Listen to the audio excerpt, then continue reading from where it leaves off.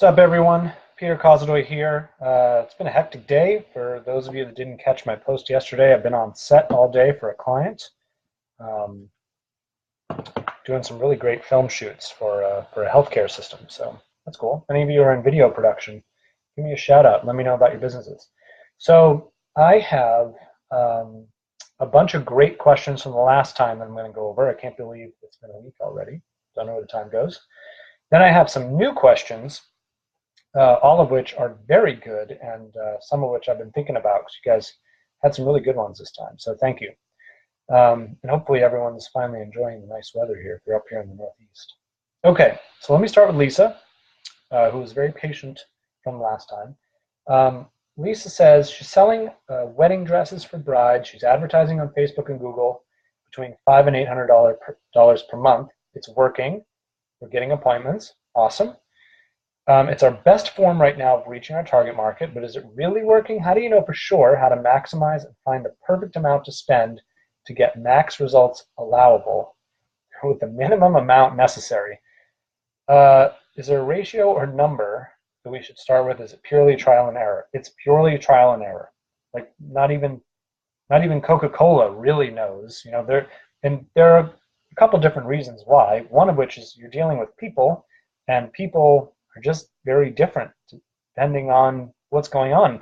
The same person can react differently depending on seasonality, time of day, age of part of life they're in. So no one knows. I mean, I can't even do this for my clients. Now, because I've been in marketing and advertising so long, I know there are some things that work better than others and some combinations of things that work better than others. Like, don't just do email marketing, don't just do direct mail, but do email marketing with direct mail, and your rates will go up by almost double digits, your close rates. So like there are little heuristics I've learned, like that one, that really help, or that no matter what anybody says, there's nothing quite like television. When you put your company on television, it really outperforms. So, there are things like that I've just seen time and again. But Lisa, if you're advertising and you're seeing a return on that money because you can track who's clicking through and who's buying, then spend more money. I mean, as long as you're getting a positive art, like if you have to spend $500 to make $501, then I would spend $5 million and make the same percent. Like I would just dump money into that. And the way, there's actually a name for that in business terms. It's called having a positive net present value. That's what it is, net present value, which means if you do this action today, you will be automatically richer today than you were before you did that thing. And so why wouldn't you do that? Why wouldn't you do more of it? So my question to you is, if you spent $500 and 510 came back, I hope you spent 510 next time and 540 came back, and so on and so forth. And the clients I have that have literally done that with their spends, taken their spend from $5,000 a month to $100,000 a month, they crush it. I have made clients millions and millions of dollars because they get the fire going and they just dump gasoline on it. And I also have clients that have started the fire and things are picking up, and then they get scared and they stop spending money. And guess what happens? Nothing. They never get rich, and no one writes about them, and you don't know who the hell they are because nobody cares. So don't be that person. If any of you out there are getting an ROI, doing an activity, do more of it. Okay. Hopefully that helps, Lisa. Maria. Hey, Maria. I'm okay with you answering this question during my session time. Yeah, Maria's in our Level Up group coaching program. Maria, if you like that program, by all means, let everyone know. And if you don't like that program, you can let everyone know anyway, because I like honesty. I have some marketing strategy questions regarding promoting health and wellness products. I need followers, but in general, I'm trying to help others while I help myself lose weight and get healthy and ultimately get extremely fit. Love it. Do any ideas come to mind on how to attract people to my posts? Yep. Bring people along the journey with you. So later on, somebody asks a question about leadership. So not about leadership, about authority, being an authority, a leader. And when I answer that, this is going to tie back to your question, Maria. But essentially, you will do no better than if you honestly tell people, hey, I'm on a quest to lose weight and get physically fit and healthy. Will you join me in doing that? Will you do this challenge with me? Will you help me? That is really powerful. That's so much more powerful than you could ever be by just selling someone something. Bring people into the fold. There's a whole arena of marketing built around trying out products and building them with customers. The lean startup in software, like the whole thing around lean design, is basically this thing. Build something small and test it. But I actually want to advise you to go one further and say, ask people to help you build your own program. I'd make a post and say, I want everyone to share what cool fitness thing they've done in the past 3 months that have helped them lose weight and get healthier. Describe it. How did you do it? Share with everyone and let me share your story so we all are in this together. And what you're really doing is learning what kinds of programs and things they did, and then you can take all that knowledge and build your own program that mirrors what people are already buying, which is something I'm going to talk about later too.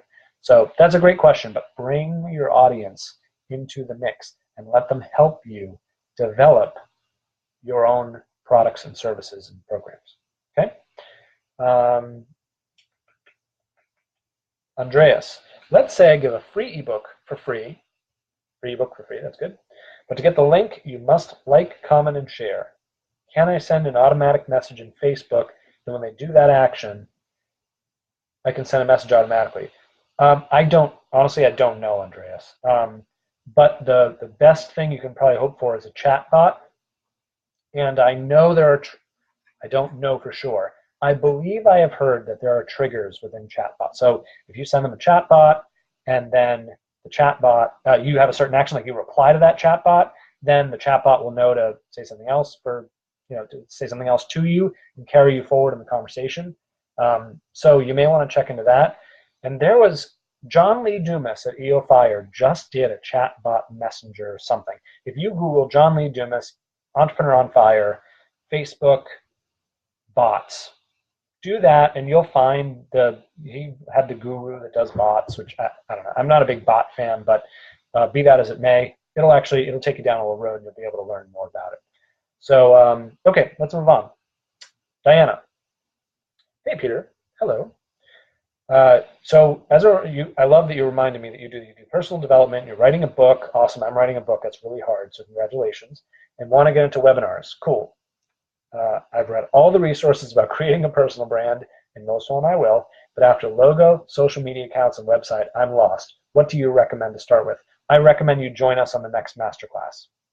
The next masterclass is going to be all about what do you do? Because it's easy to say oh yeah, so look at me, right? So Google my name, okay, and pull up my website, peterkozodoy.com. So after I put my name on a website, I've got all these blogs and I've got the social media accounts running, it's then what? How did I take that and leverage it into Inc., Forbes, speaking for Rotary and the U.S. Department of Commerce? That's a pretty big gap, right? The gap's actually not as big as you think, but there are definitely missing steps in there. Come visit us on the masterclass. Sean and I are going to start promoting that in 2 weeks. And join us for the free. We're going to do a free webinar. Join us for the free webinar, and you'll learn a ton just on that. But I'll give you a little sneak peek, Diana, which is that the whole thing about a personal brand is that it's intimately personal, and I'm using intimately for a reason. One of the best things that a New York Times bestseller ever told me was you need to be so real and so authentic and share so much that it feels deeply uncomfortable. And at the time, I was like, why the hell would I do that? But there were a lot of things that I didn't quite understand at that point about building a personal brand. And one of those things is you really want to be kind of polarizing. You want to repel people that don't share your values and don't get you and don't like you, and you want to pull towards you like a magnet the people that are in love with your ideas and really share your core values, because those are the people that are going to end up paying you money and getting you connections to do the things you want to do. This is the portion of the 1,000 True Fans thing. If you've ever heard that, if you guys have no idea what that is, Google 1,000 True Fans. There's a lot written on it. But really being super, super authentic, it's important for a lot of reasons. Come join us on that webinar. I mean, we're going to talk about it. a lot, because what I have learned that took years to get into my thick redheaded skull is that authenticity and building that personal brand is its own version of leadership and becoming the ultimate authority in one niche that you just unequivocally own. And the brilliant part about that with personal branding is no one has your story. No one has your core values. No one has your experiences. You can always own yourself if you do it really strategically. So come join us. We're going to say a lot more about that later. Robin, after hearing you speak of a recognized authority expert, I wonder what defines such an expert.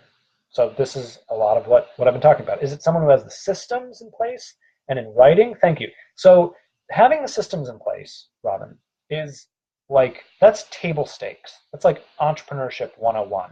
If you don't have, like, Sean talks ad nauseum about have a sales system.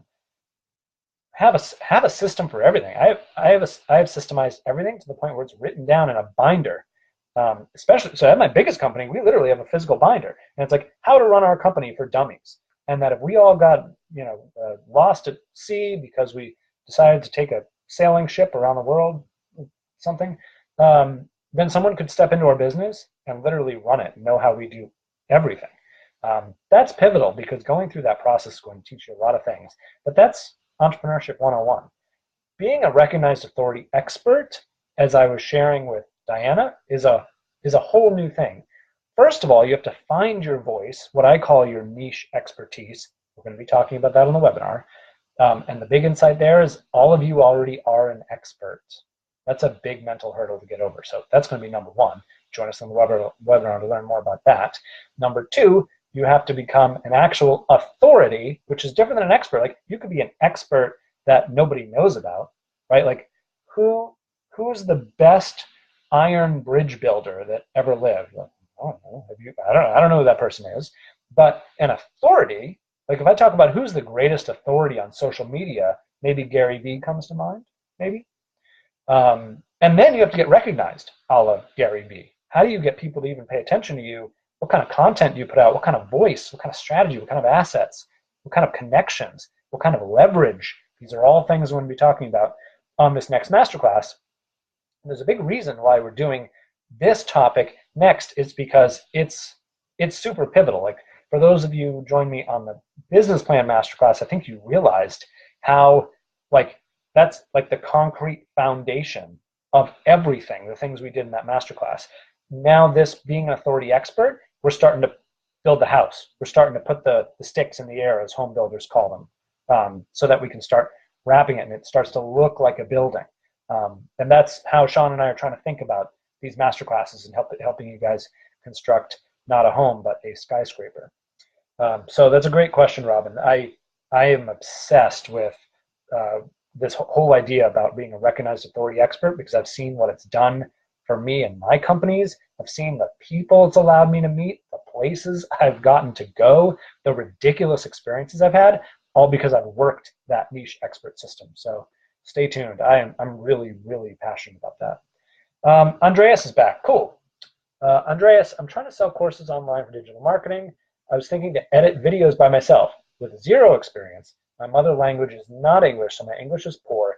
What do you think? Should I do live streaming and just upload my mistakes, or should I try to edit them? If I try to edit them, what do you suggest? I suggest you don't edit them. And if you had asked me this question 4 or 5 years ago, I would have been like, go slick and glossy and make them look nice. Man, that's not what's selling right now. It really isn't. The more raw, the more real. I mean, I'm on a theme today talking about, being authentic, so authentically you. I wouldn't edit them. I would do it as raw and real. I mean, we do these live streams, and it's like, this is live. You guys saw me yell at my dog the other week. It's like, this is me, and if you don't like it, whatever. Or if I'm eating or drinking a beer while I'm doing this, and you're like, that's so unprofessional. It's like, that's okay. That's who I am, and I'm hungry and thirsty. And like, if you hate me for it, that's cool. And if you are like, yeah, man, I get hungry too. I'm glad you're eating. Then that's cool too.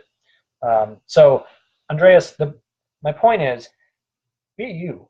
Put your content online and be passionate and be caring. Care about people. Give them a lot of great content, and let all the other stuff fall away. And I'll give you another reason why. What are you going to do? Go to a networking event and edit your conversations? Think about that, okay? Now you're going to go and you're going to show up and you're going to look nice. And I mean, I don't look nice today. I look like a schmuck, but you get the point. Just be you, okay? All right. Enos? Is it Enos? I-N-E-S? Gosh, I'm so sorry, the names. So Andreas, okay, so they got to Andreas talking about topics. It looks like Enos is preparing the same thing, still in a concept phase, covering social media for small business. I assume you're talking about a course. I do want to address, Andreas, you're talking about small courses for social media. So a small course for Facebook, a small course for Instagram. Please don't do what everyone else is doing, or try to do it in a different way, or do it to an audience that already likes you. There are so many courses out there about the same stuff. And so what's interesting is a buddy of mine that was instrumental in my starting days of writing my book is Lewis Howes. I don't know if any of you know Lewis Howes. He and I are both in Young Entrepreneur Council. And one of the things I noticed is he brought someone in just recently, if any of you are on his lists, for a Pinterest course, because he got a lot of questions about Pinterest, and so he wanted to launch this Pinterest course. And I was like, that's interesting. There must be a million courses about driving Pinterest traffic. And there are, but this girl started hers 4 years ago.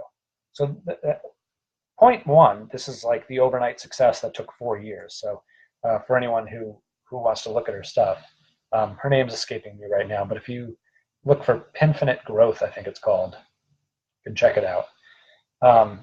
But so what my point is that was original. Like that was an original course, like years and years and years ago. If you're doing a course on Facebook, make it really niche and make it something that people can't just Google and figure out on their own, because otherwise, you're going to have trouble. I don't want you to build something and sell it, be so excited, and then nobody buys it because it doesn't have a differentiating factor. And I would be curious too, Andreas, what's your niche expertise and how do you build a course around that? Think about that. Michelle. Hi, Peter. Hi, Michelle. I'm having difficulty growing my email list, and I'm wondering what tips you have. I'm a lawyer. I sell legal services to small business owners, but my goal is to take my business all online. I offer legal templates. I want to develop online courses and webinars in regards to risk management. Okay. I have 2 ICAs. I'm assuming that's target market.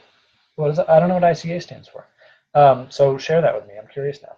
Small business owners for my online courses and online shop, and other lawyers for a mediation practice and future membership site. So I'm assuming ICA means target market. I want to build my email list so I can sell courses and would love some ideas. Okay, so let's do email list 101, which is have a lead magnet that people give a crap about, put it on your website, and tie it to really good content. So if your blog is why most small business owners could go bankrupt at any minute, parentheses, and they'll never see it coming, and it's all about how small businesses are at risk because they don't have their contracts set up right, or whatever you do, I'm making this up. And then at the bottom it's like, hey, by the way, I hope you enjoyed this. Here are 12 things that small business owners can do in 7 days to dramatically decrease their risk. It's like, oh, that's cool. So someone's already read it, they're interested in the topic. Oh, here's I think they call it a lead magnet content upgrade, I think it's called a content upgrade, the name for that lead magnet. And have them do that, opt into the list, and bada bing, bada boom, you're good, okay? Now, then you have the challenge of driving traffic. So you can do that with Facebook ads, you can do it organically by writing like a blog a day. I've had friends that just like started their companies writing a blog a day for 3 years. That's entirely possible. That's the long road. And I actually, for those of you that want to put in sweat equity, I actually do recommend that. If you're a writer and you can, write the blogs because they never die. So it's not a waste of time, and no one knows which ones are going to go viral. Most people who are earning affiliate commissions now started their blogs 3 or 4 years ago, and they'll tell you the older ones are the ones that do the best. And when you ask them why, they'll be like, I don't know. And they wrote 700 of them, so they figured one of them is going to be good, and that's exactly what it is. Back to like the first question about how do you know which ones. Even writing for when I'm writing for Inc. Doesn't know. They send us all the top headlines, and they pick out like, here's why we thought this did well. Then the next month it changes. It's like, what was the point? Anyway, So if they don't know, you don't know. Nobody knows. So about traffic. So once you start to develop traffic, start thinking about people with trusted audiences that you can absorb their audiences. And there's no easy way to do that. Make friends. We're actually going to be, again, we're going to be talking about this in the next masterclass, is how do you build leverage in your own influencer niche expert platform so that you can go to another influencer as a peer and say, hey, I have this really cool thing. I think your audience would like it. Do you want to do an exchange or what? Like, bring them an offering. That still works. Influencers want to make money. So we're going to teach you how to figure that out in the next masterclass. But really, Michelle, the point is there's no magic to this. Build great blog content, build great content upgrades, and then drive traffic. You can Google all those different things. If there were a magic bullet, then I would have 500,000 people on my own email list, and I don't. So it's a matter of working the system. It's a matter of doing a lot of studying of other entrepreneurs. The other thing that if I were starting fresh, I would probably go look at all the other influencers that are selling courses and look and do a deep dive into their websites. Some of those websites are built entirely on ClickFunnels. Some are built entirely on lead pages. But the ones who are really good, they have figured out like the formula of how those pages get laid out and where their content is and where they put their opt-ins. There's an opt-in at the top, and there's an opt-in on the right, and there's an opt-in at the bottom. Like there's a formula to it. So what I would do is I would go check out those sites, and then I would go hire those developers. And I would find out either by trying to find a signature on the back end of their code somewhere, or maybe they say at the bottom of the page if they want to brag, or maybe just reach out to the person and said, hey, I love your site. You're so amazing. Would you mind sharing who did it? Compliment them, see if they'll get back to you. Typically, they're like, yeah, my site is awesome, and this is the person that did it. Go hire them. Okay, let's move on. Last question. And if you guys have other questions, then let me know. I see we had Sean in here for a little bit. What's up, buddy? Javier, what's up? Nicole, I did say schmuck. Yeah, check out Pimp and Growth. I think you'll like it. And the girl who does it's pretty sharp. Her stuff is very well done, I have to say. Okay, Gabs. In one of your lives, you briefly mentioned discredit and differentiate. It's one of my favorites. I'm really interested in learning more about this technique. Could you discuss this further? Perhaps explain a situation. Okay, so yeah, I want to tell you all about this. And I also include, I wrote, so I'm the one that coined this, 2D, discredit and differentiate. And I wrote about it first on Inc.com. And if you guys look through the discussion board, and most one I will, you'll see that I linked to Gabs the link for that Inc.com article. So you can read about kind of when I first debuted it. But I do want to spend a few moments talking about this because this is one of the most powerful psychological strategies you could ever use. So listen carefully. And I'm proud of it because it's my baby and I made it up. Okay, so the idea is this. There are two things you must do to someone. Not two, I hate saying to someone. With your prospect, to convince them to buy from you. And this is particularly good for B2B or for a situation where you have to make a sale. Not so good if you own a cookie shop and you're on Fifth Avenue and you're depending on foot traffic. I mean, you can still actually use this in your ad copy and in your signage and in your branding. So it actually flies everywhere, but it's particularly good for B2B. So here's the deal. Let me give you a little bit of background on why this is so important, okay? You cannot convince someone to do anything. Just, if you think that's true, just let that thought die.